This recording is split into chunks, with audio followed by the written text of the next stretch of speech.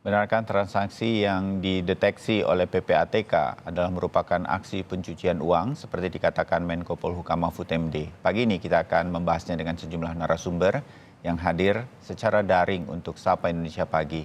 Di antaranya ada Yenti Ganasih, pakar hukum tindak pidana pencucian uang, juga peneliti dari Pusat Kajian Anti Korupsi UGM atau Pukat UGM Zainur Rohman, serta jubir Kementerian Keuangan, staf khusus dari Menteri Keuangan Pak Justinus Prastowo. Pak Justinus, Mbak Yenti, Mas Zainur, selamat pagi, salam sehat semua. Selamat pagi. Ya. Juga. Pak Justinus, jadi data-data ini sudah berkoordinasi dengan PPATK, sekarang Kementerian Keuangan termasuk Ibu Sri Mulyani sudah mengetahui datanya secara lengkap, Pak Justinus? Baik, terima kasih Mas Bayu, Bu Yenti, Mas Zainur, selamat pagi. Pertama, kami sangat terima kasih untuk dukungan publik yang luar biasa, termasuk kritik yang tajam supaya Kemenkeu terus berbenah. Nah, yang kedua, terkait dengan data, Sabtu kemarin Pak Menko Polhukam sudah bertemu Bu Sri Mulyani, Menteri Keuangan, dan telah mendiskusikan beberapa hal. Kami dapat mengklarifikasi, kalau mengenai angka 300 triliun, Pak Mahfud sampaikan itu adalah data intelijen yang memang belum disampaikan ke Kementerian Keuangan dan nanti akan dibuka bersama-sama dengan PPATK, Kementerian Keuangan dan para pihak termasuk Abgagung.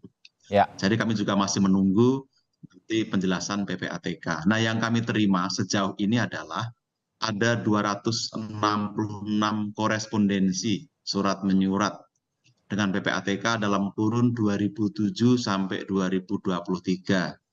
Ini yang menyangkut 924 pegawai dan 70% atau 185 surat itu proaktif Kementerian Keuangan meminta dalam rangka profiling pegawai, ada kecurigaan dan juga ada seleksi jabatan. Jadi kami itu ketika akan promosi jabatan, rutin meminta PPATK apakah ada yang mencurigakan dari para kandidat tersebut.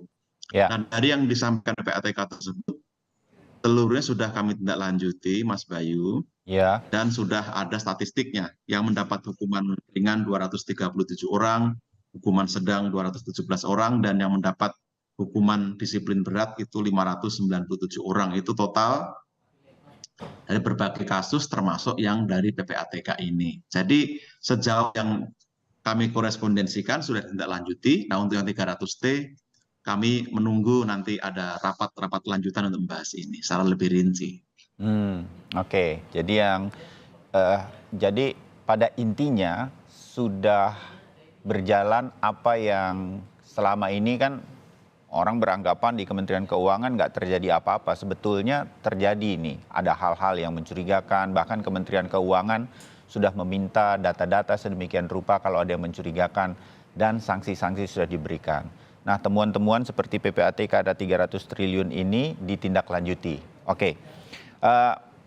Mas Zainur, teman-teman dari luar Kementerian Keuangan, Pukat UGM, Mbak Yenti secara pribadi juga, kita pastikan akan mendukung upaya bersih-bersih di Kementerian Keuangan dan dipimpin langsung nih. Begitu ada data dari Menko Polhukam, Bu Sri Mulyani langsung mengajak bertemu untuk minta penjelasan. Itu yang mana nih 300 triliun? Kira-kira kan begitu. Nah, 300 triliun sendiri Pak Mahfud kemarin hari Sabtu dalam preskon setelah ketemu Bu Sri Mulyani mengatakan ini ada dugaan pencucian uang.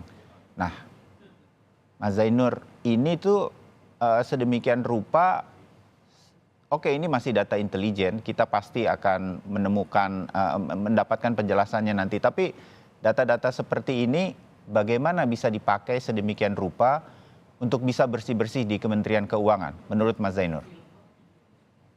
Ya, tentu data 300 triliun itu menurut saya juga bukan main-main ya. Meskipun masih bersifat data intelijen mungkin dari Financial Intelligence Unit, dalam hal ini adalah PPATK. Penggunaannya untuk pembersihan di Kementerian Keuangan tentu dengan dua jalur.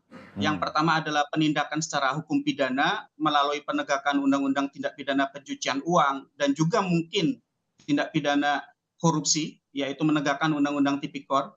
Yang kedua adalah tentu dari sisi jalur etik administratif menggunakan PP disiplin PNS. Dan kita tahu memang Kementerian Keuangan selama ini adalah salah satu kementerian yang paling disiplin di dalam menegakkan kode etiknya. Nah, di dalam Peraturan Menteri Keuangan 2018 misalnya, itu juga ada ketentuan-ketentuan tentang disiplin kode etik perilaku pegawai Kementerian Keuangan yang juga sangat keras.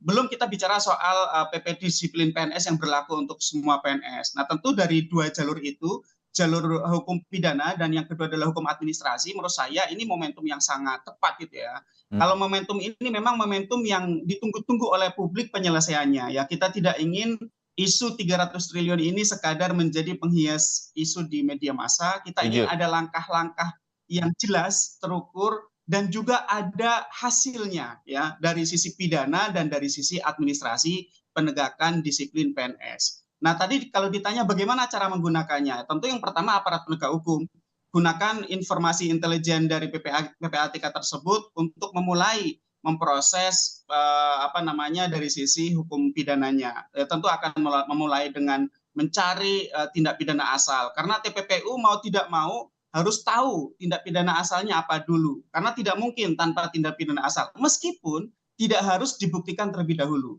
Kalau tindak pidana asalnya korupsi, KPK masuklah. Tapi kalau tindak pidana asalnya bukan korupsi, ya serahkan kepada kepolisian menurut saya, dan nanti bisa berbagi dengan aparat penegak hukum yang lain. Nah, dari sisi disiplin PNS, kan kita tahu ya ada instrumen LHKPN. Di dalam PP disiplin PNS, tidak lapor LHKPN yang juga bisa diterjemahkan laporannya tidak akurat, tidak benar, tidak jujur, itu juga merupakan pelanggaran berat terhadap aturan disiplin PNS, yang pelanggaran berat tersebut bisa berakibat pada pemberhentian seperti kemarin dilakukan oleh Kementerian Keuangan terhadap saudara RAT. Nah, menurut saya itu juga bisa menjadi pintu masuk untuk menegakkan peraturan pemerintah tentang disiplin PNS. Ya, kita tidak ingin 300 triliun ini isu yang menguap begitu saja ke depan, Mas Bayu. Ya, oke. Mbak Yenti, bisa ditambahkan supaya isu 300T ini betul-betul nanti tidak begitu saja menjadi sebuah isu dan nggak jadi apa-apa. Apalagi yang mungkin harus dilakukan supaya ini benar-benar data ini tuh nanti bisa jadi momentum bagi kita semua, terutama di Kementerian Keuangan. Ya baik, saya ingin sedikit ini ya meluruskan juga ya bahwa ketika Kemenq mengatakan kami tidak tahu data 300 triliun. Ya ini sekarang ini bukan masalahnya Kementerian Keuangan lagi, karena yang namanya Pak Menko mengatakan bahwa itu adalah data intelijen itu karena data itu dari PPATK. PPATK itu memang Financial Intelligence Unit, ya. Jadi sebenarnya datanya intelijen, maka ya tidak mungkin mana namanya siapa begini diumumkan, tidak mungkin diumumkan karena kita belum melakukan langkah-langkah upaya paksa. Kita misalnya itu nanti betul kita belum blokir, kita belum penundaan transaksi oleh PPATK yang hanya 20 hari. Setelah itu, setelah diselidiki dan penyidikan dan ada tersangka baru diblokir.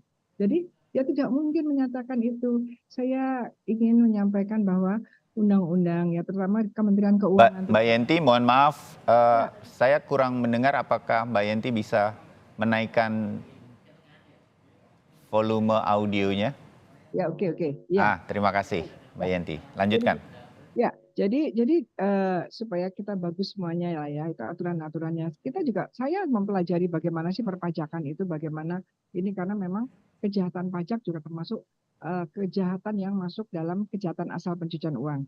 Artinya apa? Kementerian-kementerian yang ada LHKPN-nya harusnya juga bagian legalnya mempelajari apa sih gunanya LHKPN, kemudian mempelajari apa sih yang namanya PPATK.